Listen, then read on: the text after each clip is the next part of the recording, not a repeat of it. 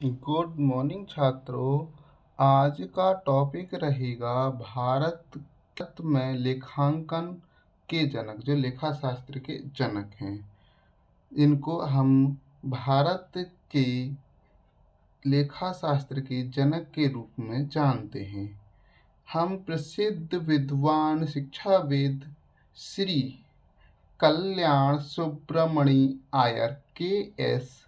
आयर के बारे में कुछ महत्वपूर्ण बिंदुओं के बारे में जानेंगे, जिनसे प्रभावित होकर इनको भारत में लेखा शास्त्र के जनक के रूप में जाना गया। इन्होंने हमारे भारत में बहुत सारी अकाउंट से जुड़ी हुई संस्थाओं और सेवाएं प्रदान की। ये भारत के पहले व्यक्ति हुए जिन्होंने इतना कुछ अकाउंटेंसी के बारे में सोचा और हमें इस मुकाम तक पहुंचने के लिए अग्रसर किया, जो कि भारत में आज अकाउंटेंसी है। तो इनका जन्म सन 6 जून सन 1859 में हुआ था। इन्होंने भारत में वाणिज्य और लेखा के लिए समर्पित शैक्षिक पाठ्यक्रम और उससे संबंधित शैक्षिक संस्थाओं की शुरुआत की। सन 1886 से 1889 तक मद्रास में पेचप्पा कॉलेज में प्राध्यापक भी रहे। इसके बाद देखो, ये भारत का पहला व्यावसायिक कॉलेज भी था। भारत का पहला व्यावसायिक कॉलेज कौन सा था? पेचप्पा कॉलेज में। जो पेचप्पा कॉलेज है वो भारत का पहले व्यावसायिक कॉलेज भी था। सन 1990 में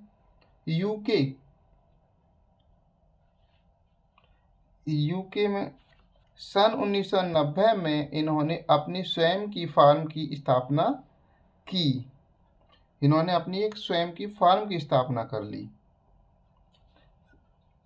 एक भारतीय द्वारा भारत में स्थापित यह पहली लेखाकार फर्म थी। अगर आपसे कोई पूछता है कि एक भारतीय द्वारा भारत में स्थापित पहली लेखाकार फर्म कौन सी थी, तो ये आप बता देंगे। इसके बाद है प्रयासों के फलस्वरूप सन 1905 में society of incorporate accountants and auditors SIAA UK से अनुमति प्राप्त की। इन्होंने किससे अनुमति प्राप्त कर ली? यूके से। इसके बाद और इनके जीवन की कुछ झलकों के बारे में देखते हैं। देखो, सन 1912 में श्री आयर ने बॉम्बे विश्वविद्यालय में पहली बार बैचलर ऑफ कॉमर्स डिग्री की स्थापना की।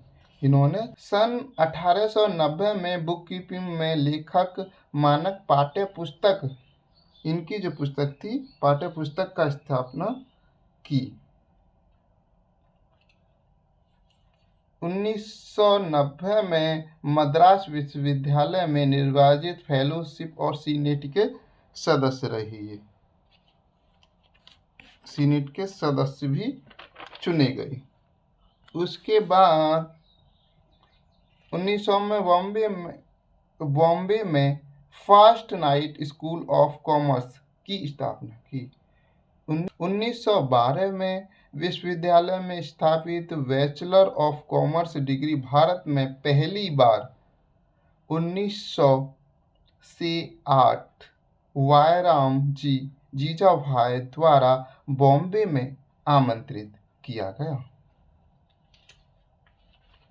और इनके बारे में खास बात यह है कि उससे पहले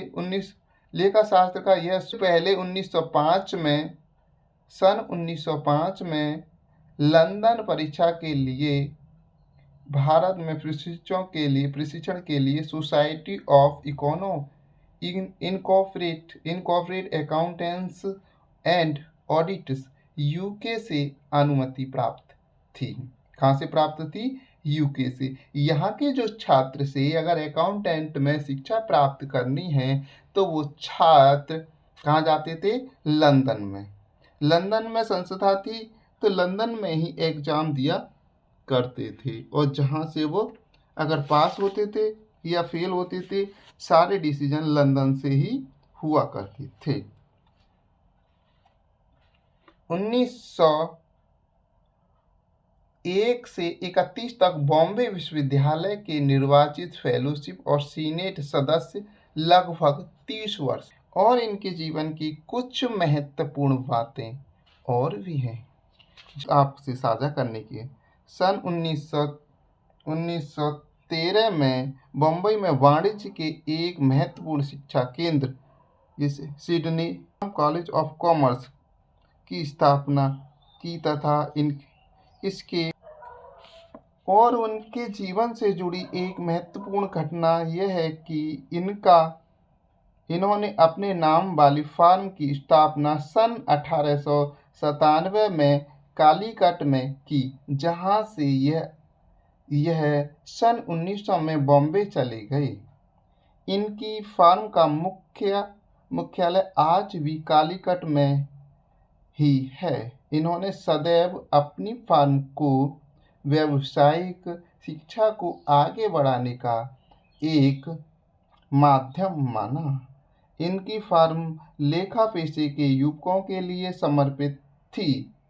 एक व्यावसायिक शिक्षाविद होने के नाते यकीनन श्री आयर भारत में लेखा शास्त्र के पिता कहलाने योग्य हैं। लेखा शास्त्र का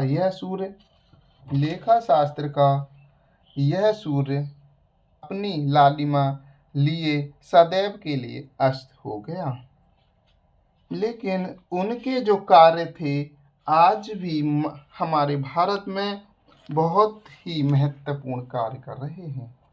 उन्होंने गवर्नमेंट डिप्लोमा इन अकाउंटेंसी की योजना तैयार की। 1918 में पहली बार परीक्षा आयोजित की गई।